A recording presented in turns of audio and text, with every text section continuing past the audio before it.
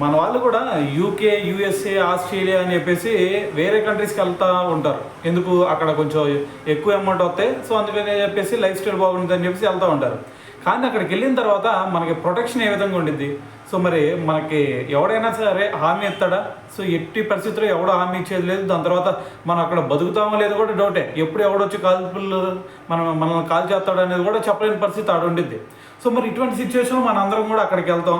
దాని తర్వాత అక్కడ ఏదన్నా చచ్చిపోయారనుకోండి, మళ్ళీ అక్కడ నుంచి ఇటు రావడానికి మళ్ళీ ప్రభుత్వాల హెల్ప్లు కావాలా. సో ఇవన్నీ ఉంటాయి. అయితే మరి ఇటువంటి సిచ్యువేషనే మనకి ఇప్పుడు ప్రజెంట్ ఆస్ట్రేలియాలో కూడా ఒక భారతీయుడిని అక్కడ ఉన్న యూత్ అందరూ కూడా కలిసి కొట్టారు. అయితే మరి దాని గురించి మరి ఇప్పుడు అక్కడ ఎవరైతే ఇండియన్స్ ఉన్నారో వాళ్ళందరూ కూడా ఆందోళన చేపడుతూ ఉన్నారు.